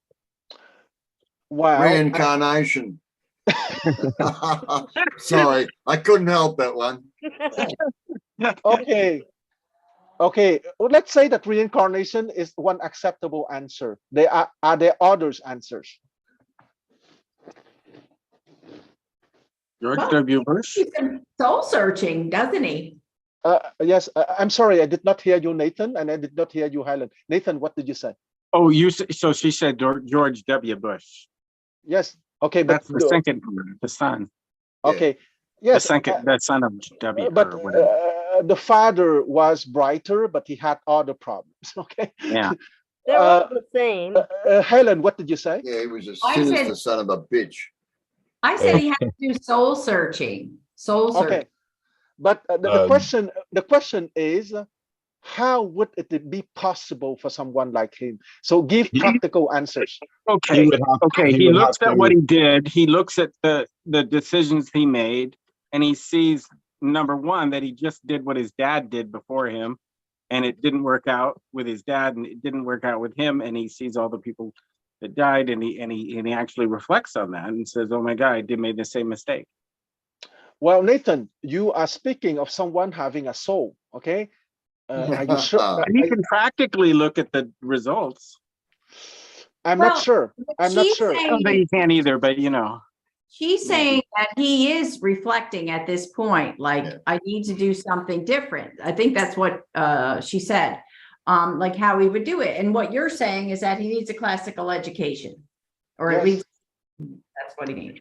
Well, when he became president of the He needs US, jail. when he became president of the US, I'm speaking of the second one. I don't remember, but he was at least 40 years old, I suppose. Yeah. Okay, at least. He did not show that he understood a classical education in the case that he received one. But how would a classical education help heal someone? If a classical education has been done successfully, it would have brought from within your soul the timeless form of beauty, goodness, and truth. And those timeless form of beauty, goodness, and truth is expressed on the practical level as justice, creativity, humanity, and wisdom. And someone having justice, humanity, creativity, and wisdom is necessarily a good ruler. Well, first, he's necessarily a good human being. And if he's part of the ruling class and the upper class, he wouldn't necessarily be a good ruler. But how would say knowledge of harmony, or say the golden proportion, how would those things actually turn around somebody's internal condition that was in a very jarred state into something that would be healed? Okay, I will give you two levels of very down to earth and practical answers. Okay. For a grown-up person who is more than 40 years old, I think that maybe before receiving a classical education in old age, okay, because receiving a classical education at 40 years old is receiving a classical education in old age. Maybe before it, that person would need a psychotherapy. Okay. That's my first level of very down to earth answer. Okay. The second down to earth answer that I would like to offer, that maybe certain person would not even benefit from a psychotherapy. Okay, so here, I'm not saying that it's necessarily a question of confrontation, but sometimes you have a battle between the forces of evil and the forces of good. Okay, I'm not shy to say something like that.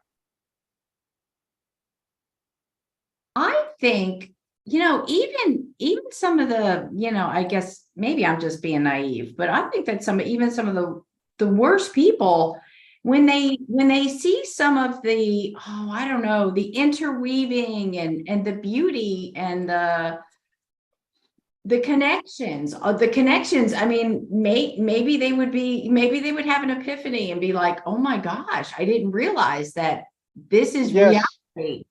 I, That I accept your answer, Helen, but Yeah, you are invoking a kind of act of God, Okay, is like a that, classic, Which and I accept your answer. I accept your answer. It's possible.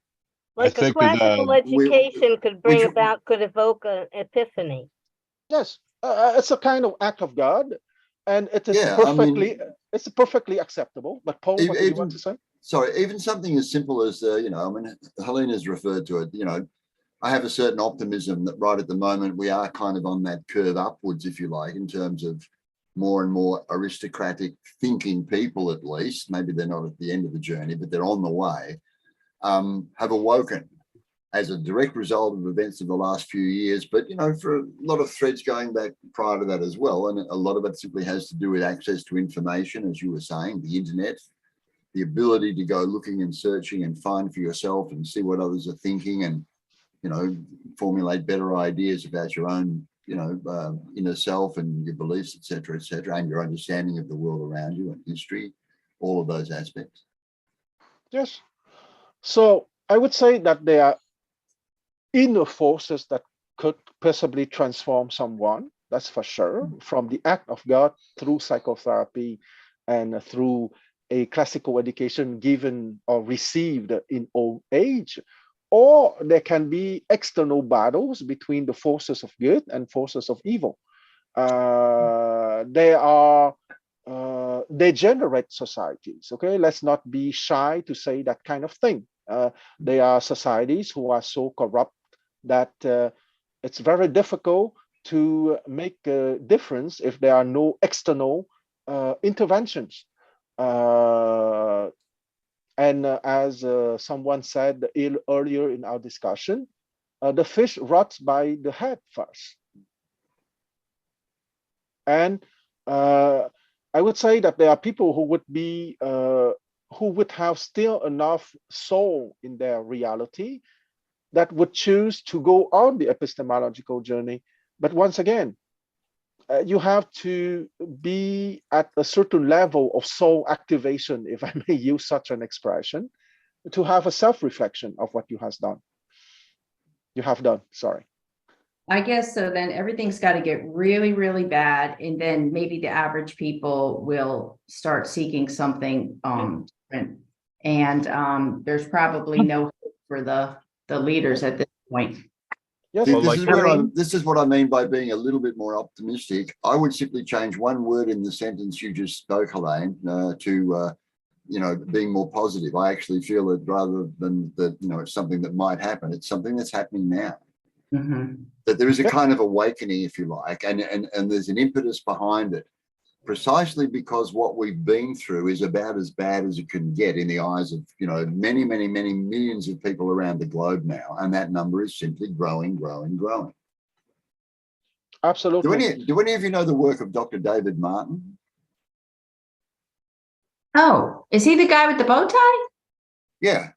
Oh, Yeah. yeah. Okay. Early on, I think it was in maybe late 2020, he put up a video that I caught. It was relatively early on in the whole thing. It's called A Manufactured Illusion. He's being interviewed, I think, by Rainer Fulmick. And he literally lays out, you know, the whole history of the development of COVID as a bioweapon. And you know, with statements from the creators, you know, and the little dot connecting, you know, the relationships between, let's say, a Fauci, for example, is somebody who actually has proprietary rights in Moderna.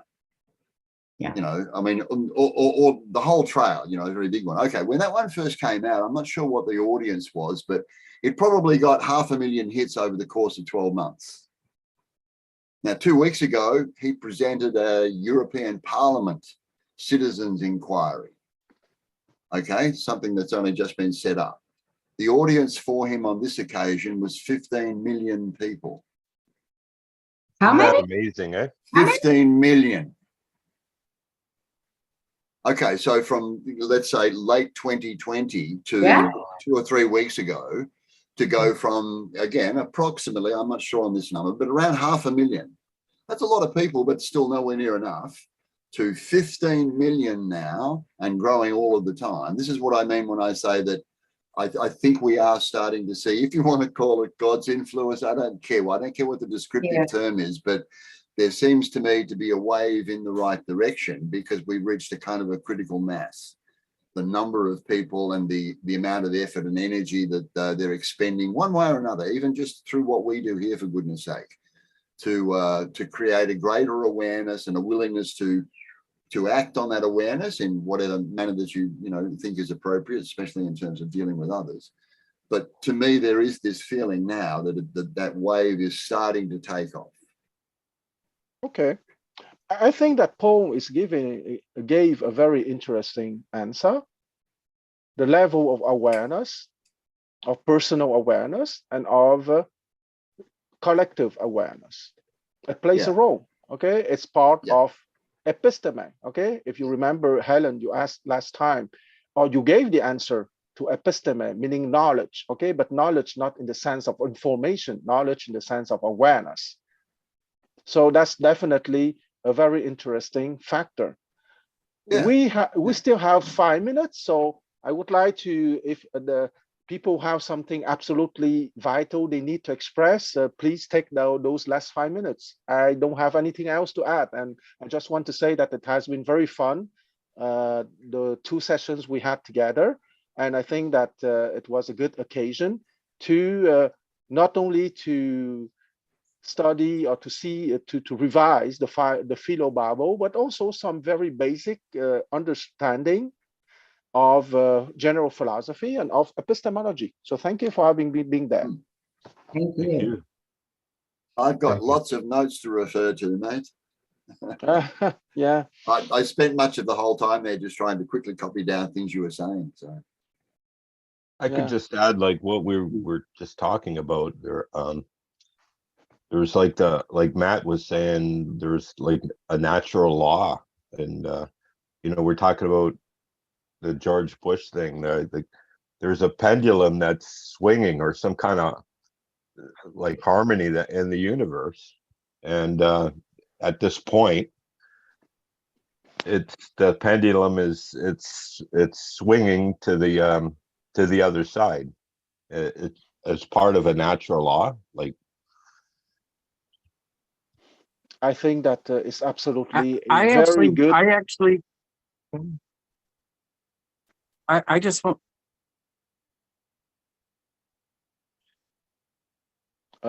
Is it just me, or I don't understand? I think you cut out. Froze. Yeah, you cut out there, Nathan.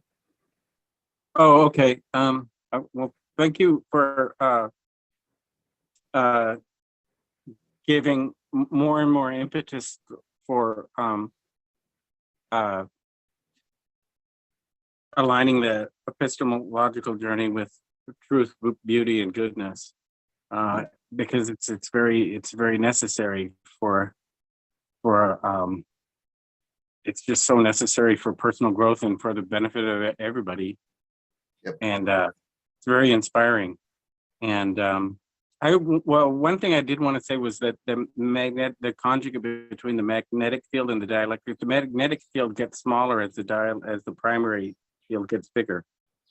More concentrated too. Yeah. Mm-hmm. Yeah. I couldn't help but notice, Nathan, before when you were doing again something more of a physics thing, you were talking about things twisting, and you used a gesture of twisting as in, let's say Yeah. taking a soda can and twisting it, which is a torsion effect. Yeah. Yes. Mhm. Interwoven. Yeah. Yeah. I just want to finish by saying that the time dimension is very important. Okay. The epistemological journey is not to reject the time dimension, okay, but to bring on the timeless reality guiding what is happening in the time dimension. Okay. Or if you prefer, Mhm. tempus, kairos, chronos. Okay. So chronos is not to be rejected, but chronos is to be guided by tempus, beauty, goodness, and truth, by musique, okay, the epistemological journey. Well, I think that we can stop our discussion here today, and it will be with great pleasure that I will see all of you next time.